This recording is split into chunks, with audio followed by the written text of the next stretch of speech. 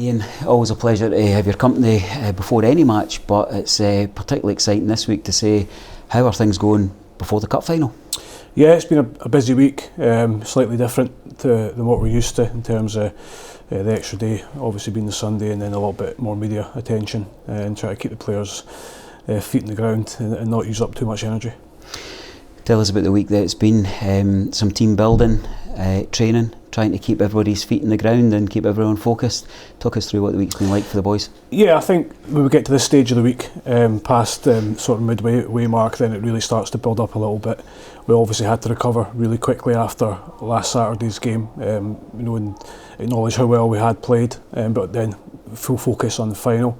Trained at Falkirk Stadium, I think it was Tuesday. We'd done that Tuesday afternoon, so a later start again, and taking all the kit over there and getting everything over. A bit of a tough job for Simon, but we've done it. And then back here for the rest of the week, and we met up. I think it was Wednesday afternoon. We went out for some food together, just to kill a bit of time and chatting to each other more, and hearing stories of maybe previous experience from the players. What about the training session? Is that particularly useful to have that opportunity? I mean, I know a lot of the guys will have already played at Falkirk, but is it just another opportunity to just focus on the task ahead? Yeah, it was an optional thing for both clubs, and both clubs took up the opportunity. I think it's better than going into it blind. The boys had to get a look at the pitch, and as you say, most of us have played there or been there before. But example, I've never been in the home dressing room at Falkirk, so you get your see what you've got, your whereabouts, and what you've got to work with as well, as much for the players and the staff. And the pitch, again, probably playing it 2 or 3 seasons ago, some of them, so we have to get a good look at it, and it was good. It's really good that Falkirk let both teams do that. And you've mentioned there we are the home team, so it'll be navy blue on Sunday. Yeah, navy blue. I checked that this morning. Again, you get a big email about what's happening. Again, just small things, warm up slightly different time wise. We have to make sure we're in time for the TV and stuff like that. Just little things we need to iron out and make sure that we're going like clockwork going into the game. Somewhat of a new question for either myself or Neil to ask you before a game is about the squad coming together, because there's a sense that fitness is improving, your options are widening to a degree. Tell us about the knocks and the niggles. Yeah, when we think back to Ibrox a couple of weeks ago, we were really down to the bare bones on that one, and then Kieran Gwenya comes back totally unexpected last Friday. It was last Friday we got a call from him. And then obviously Ross Millen, Aidan Conley, Conor McBride, they've all trained this week in full training. Kept it a little bit lighter for them at the start of the week in terms of contact, just in case anything flared up. But they've done well, they've came through it so far, and at the moment we've had no reaction to any of them, so we're in theory 4 players better off than we were. We obviously lose William, who goes away on international duty, which is disappointing, and Greg Young, Scott McGrath Cup tied.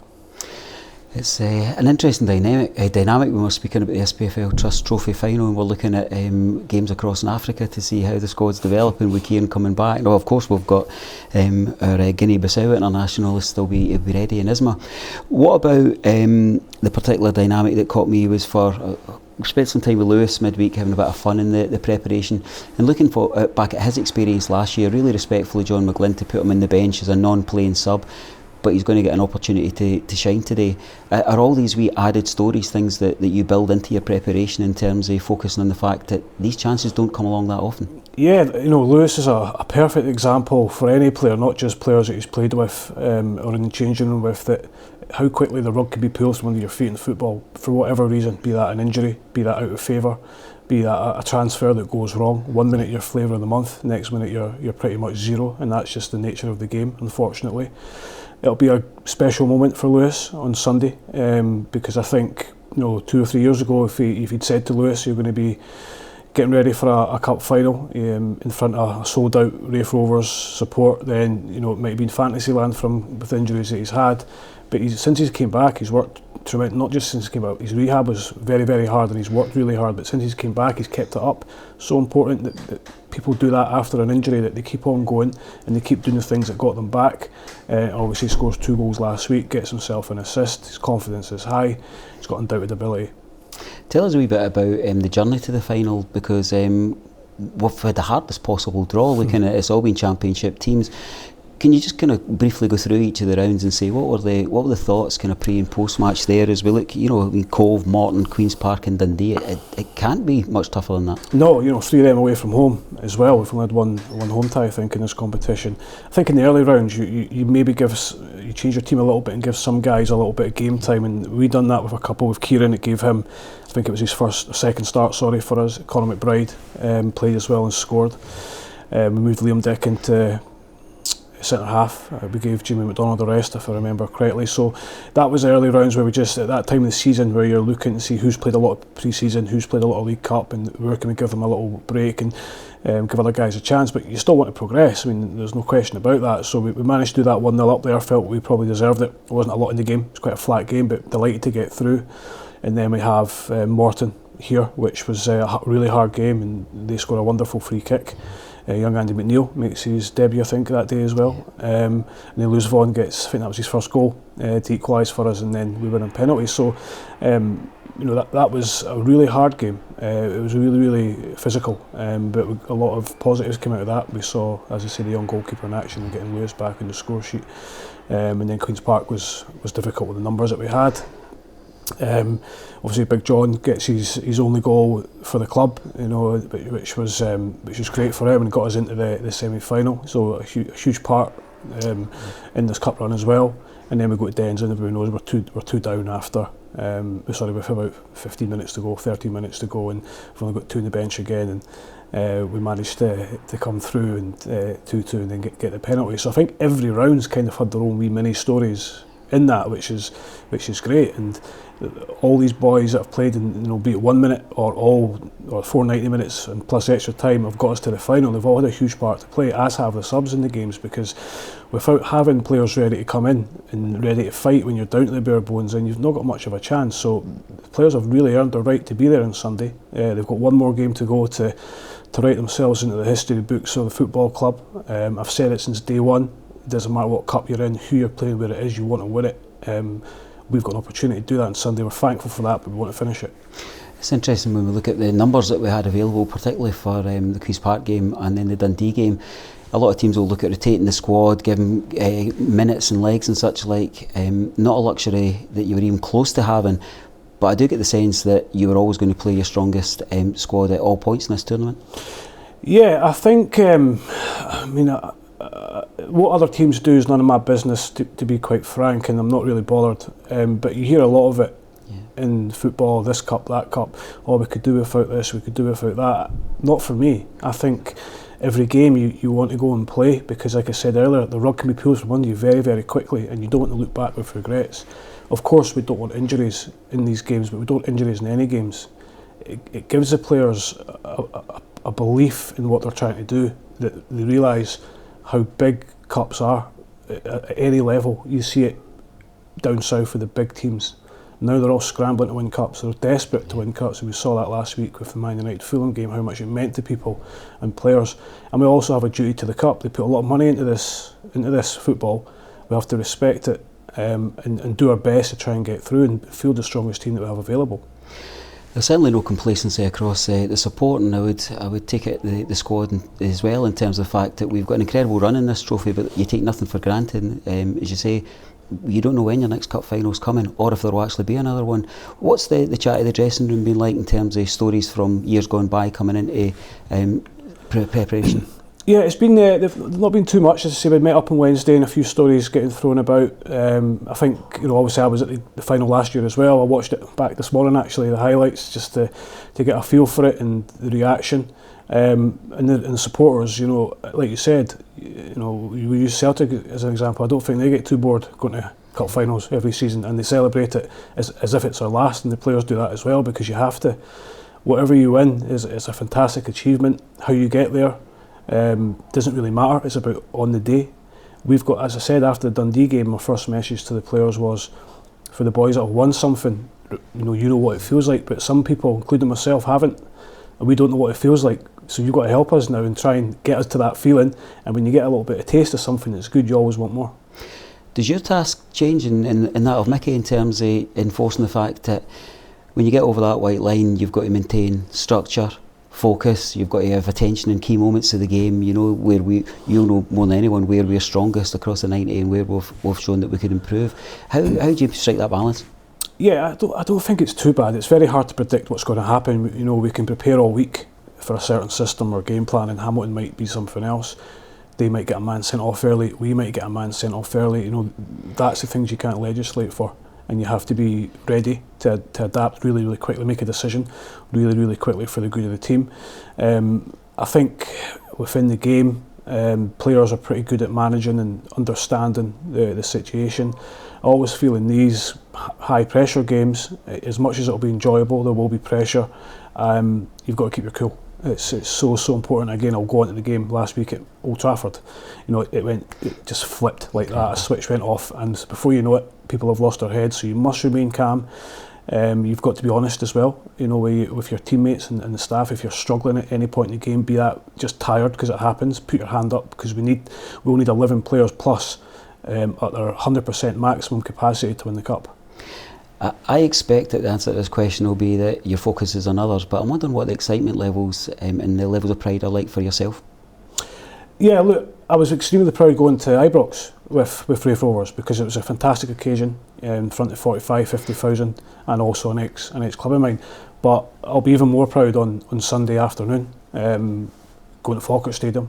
The amount of supporters we're taking fills me with tremendous pride, because I know how tight money is for everybody. I know how hard it is sometimes to support teams every single week, not knowing what you're going to get. But I think days like Sunday make it all the better. The onus is now on myself and the players to make sure the supporters have a fantastic day. It's always about, in my opinion, trying to give something back, you know, because we're very fortunate to be here. We've been trusted to get the football side of this club right, and we shouldn't take that lightly.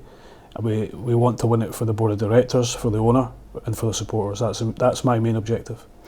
I really get a sense that you kind of relish the pressure that this job brings, and you know, looking at the opportunity across our long history of being only potentially the fourth manager to pick up national silverware, something that you just wring your hands with. You don't strike me as somebody who gets overly flustered. Not really. I mean, I'm really looking forward to the game. I have to say, I was downstairs speaking to the chairman there, and I said I'm not nervous in any way at all. I'm really looking forward to it. I can't tell what's going to happen yet. I can hope, and of course, you know, we'll have everything crossed and hopefully make the right decisions to make it happen. And I'll be extremely proud, regardless of the final outcome. You know, but we want to go that little step further and like you say, get our hands on that silverware. As much as I'll be the fourth manager to do that, if we prevail.